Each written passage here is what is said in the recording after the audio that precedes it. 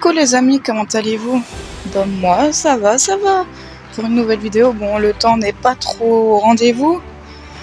Je vous fais visiter un lieu historique auquel il y aura une surprise. Vous allez pouvoir découvrir un char de guerre, le M4A2, un char américain. Voilà. Bon, déjà, je vais vous montrer ce qu'il y en est. Je vous laisse avec ces images. À tout de suite. Alors, on va voir là déjà.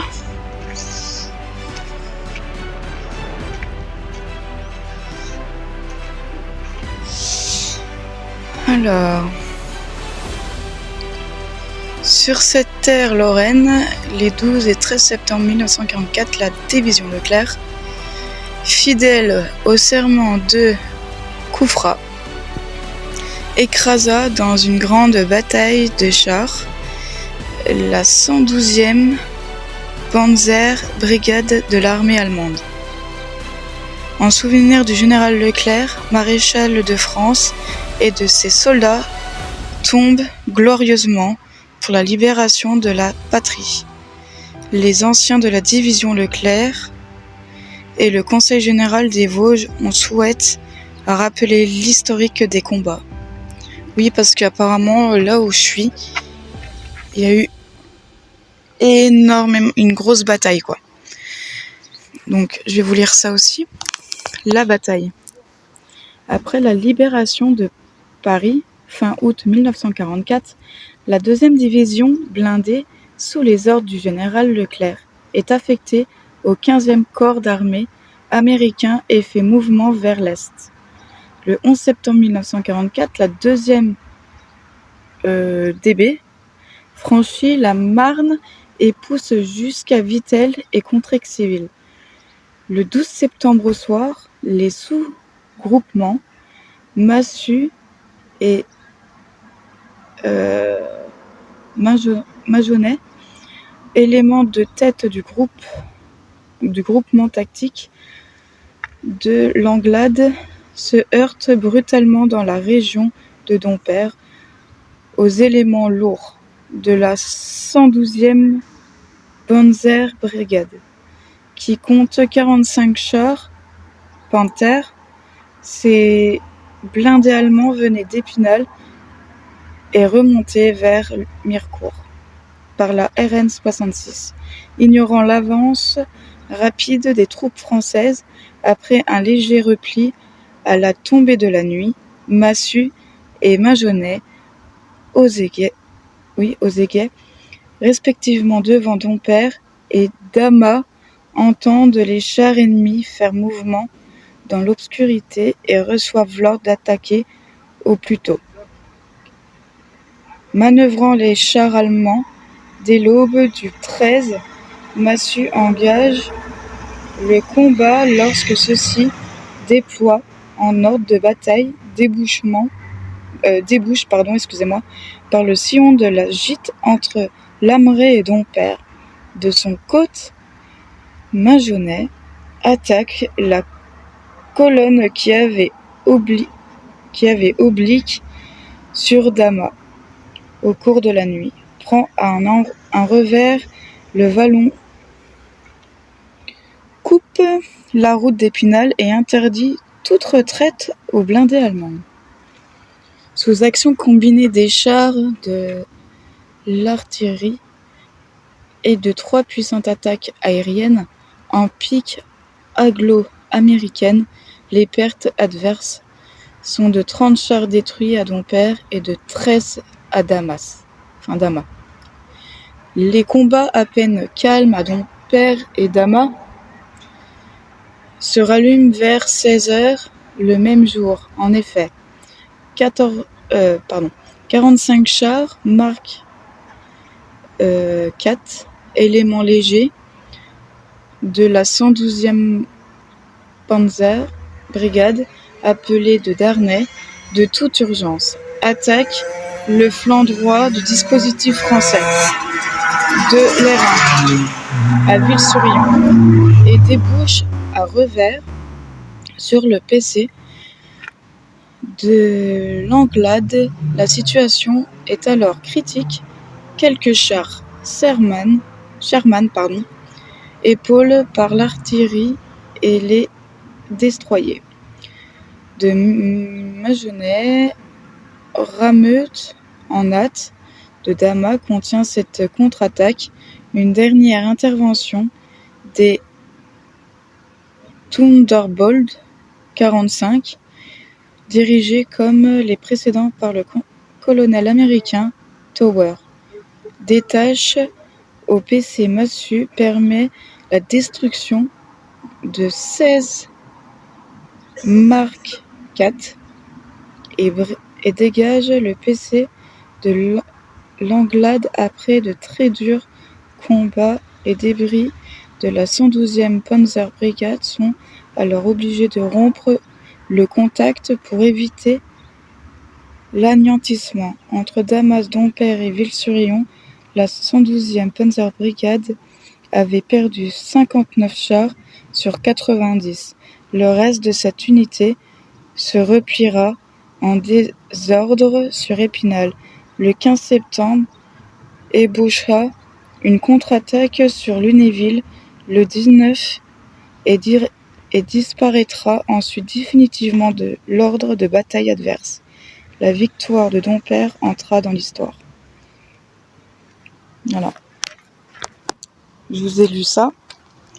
Donc je vais vous montrer où on va aller.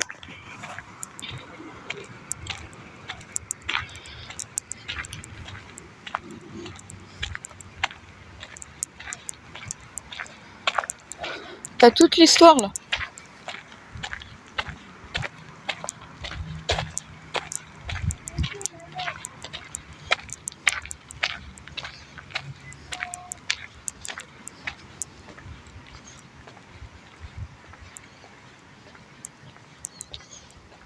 Souvenir.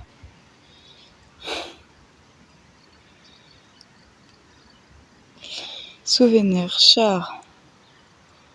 Morvan, 2e, détruit le 12/9/1944 à Dompierre.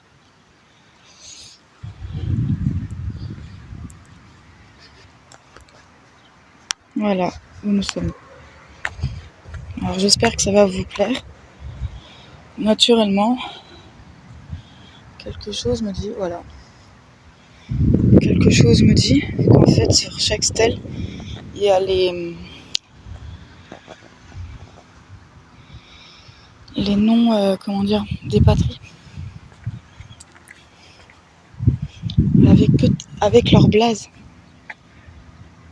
FTA 2BD 2DB, pardon. Donc,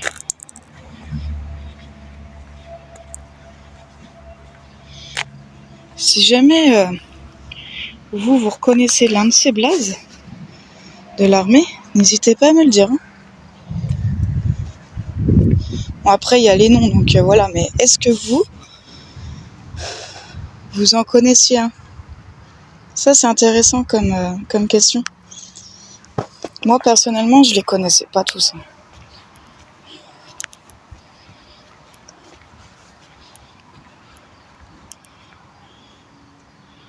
RBFM.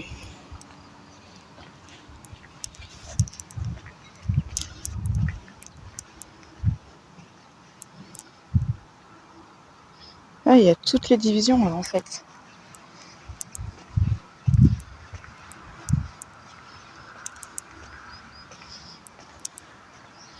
Tous ceux qui ont participé en fait.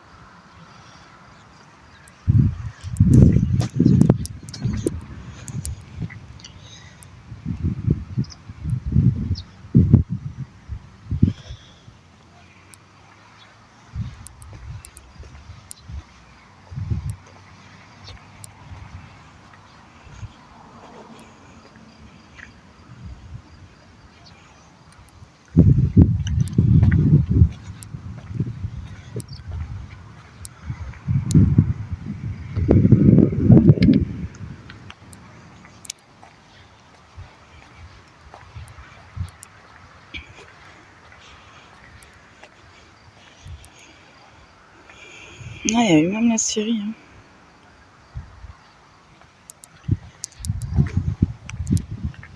Ça a été vraiment... Regardez. Ça a été vraiment une très grosse guerre. Pour ma part, je pense que la plus grosse, ça a été la Seconde Guerre mondiale quand même. Je sais pas si vous, ce que vous en pensez, mais il y a énormément.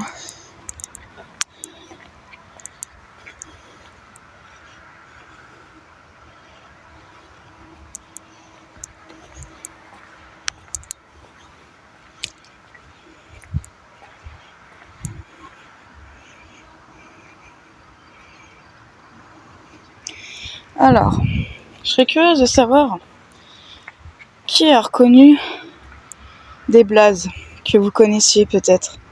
Oh, il est chouette aussi celui-là. Voilà.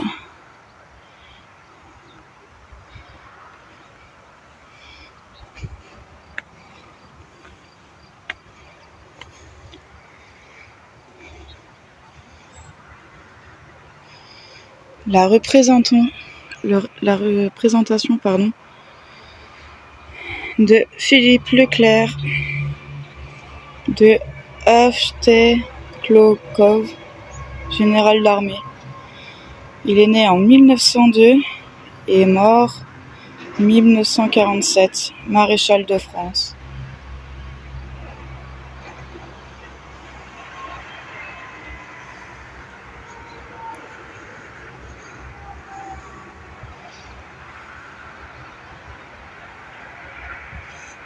C'est impressionnant.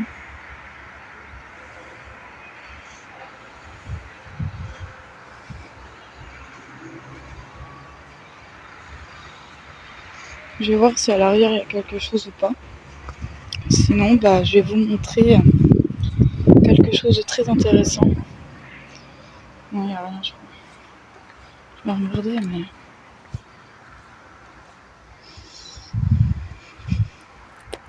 Ok, c'est juste les lumières. Et je vais vous montrer quelque chose de très intéressant. Donc du coup, ça fait ça. Voilà. Et du coup, je vais vous montrer. Attention, vous êtes prêts? 3, 2, 1. Regardez. C'est le seul char qui reste.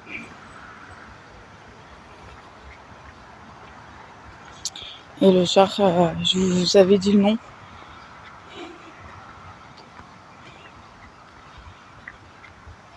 Je vous le redirai parce que là, du coup, je suis assez prise par la découverte de ce char. Il est magnifique, mais c'est un char américain.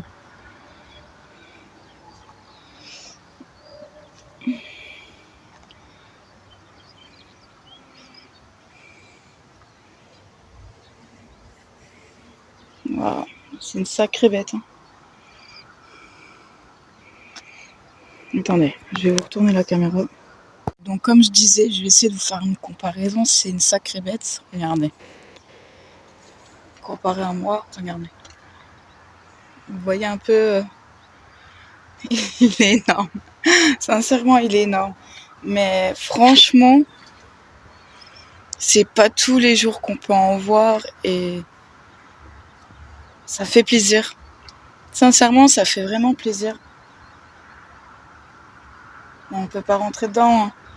Ça, c'est sûr, on peut pas rentrer dedans. Il est là en guise d'hommage.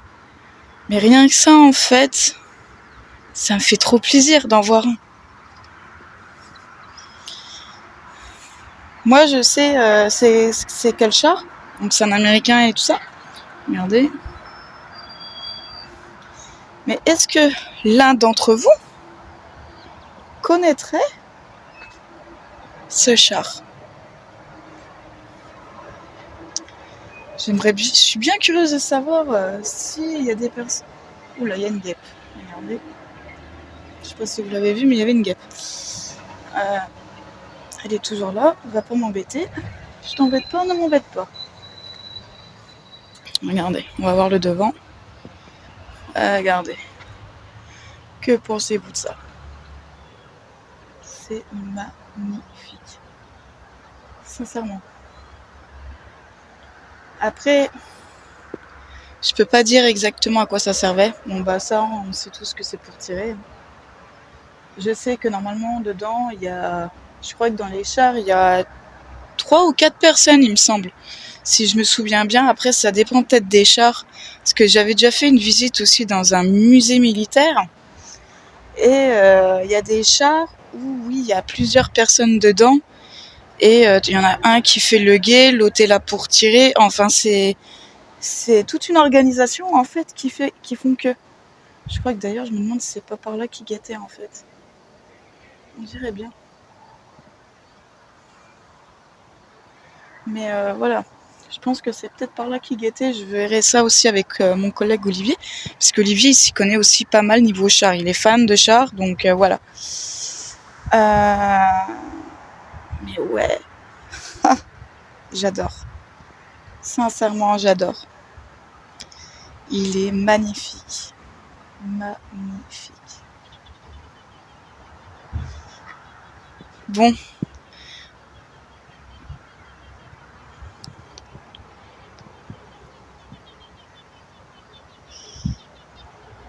Donc on a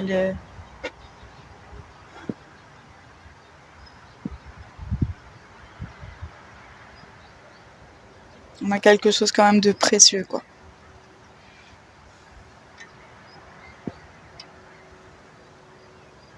Qui fait partie de notre histoire. Il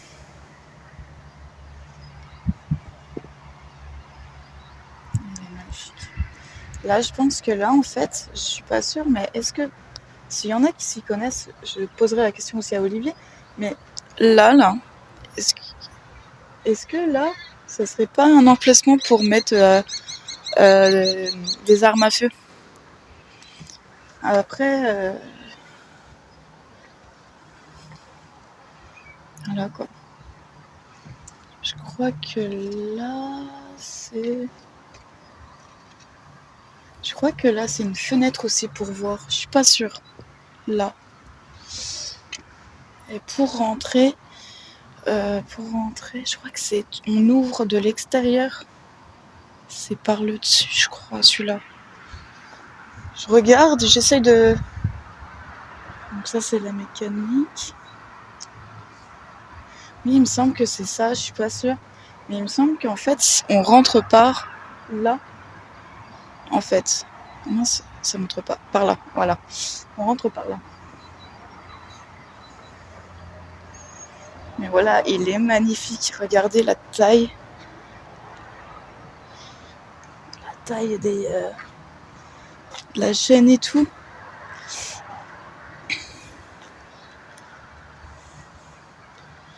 Comme je vous l'ai toujours dit, j'ai toujours été transparent, donc j'y vais jusqu'au bout. C'est waouh.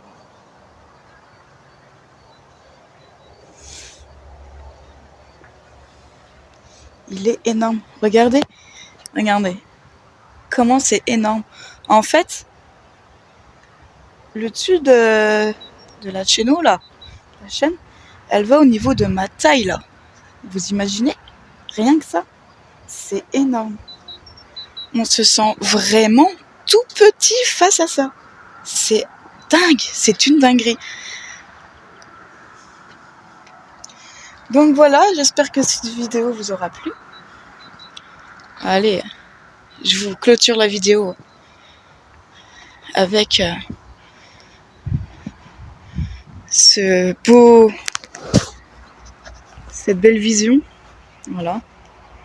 Donc sur ce, je vous laisse avec cette vidéo. J'espère que vous allez l'aimer, vous allez la partager. C'est important pour moi, c'est important parce que c'est l'histoire, c'est notre histoire. Et j'ai toujours adoré l'histoire, donc voilà. C'est pas pour rien que je fais de l'urbex, donc qui veut dire l'exploration urbaine. Les enquêtes paranormales aussi font partie de l'histoire, donc c'est pas pour rien qu'en fait je fais ça de base. J'adore l'histoire. Donc voilà, que ça soit l'histoire de notre pays, que ça soit l'histoire d'une maison, il y a toujours une histoire. Donc voilà quoi. Bon, je vais vous laisser avec ces images, je vais vous faire quelques shorts, ce qui est normal, et je vous mettrai des petits plans quand je vais partir. Voilà. Bon, sur ce, je vous laisse avec ces images, j'espère que cela va vous plaire, et je vous dis à plus tard les amis. Ciao ciao. Donc voilà les amis, je repars.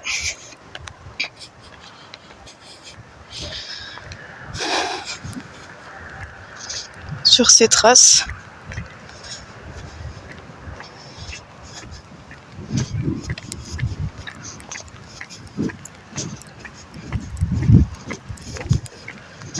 J'espère en tout cas cette vidéo vous aura plu.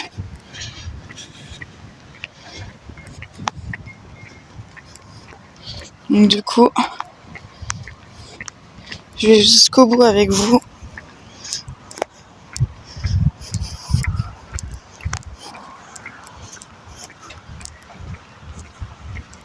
Je vous dis à tout de suite, enfin à très bientôt plutôt. Ciao ciao.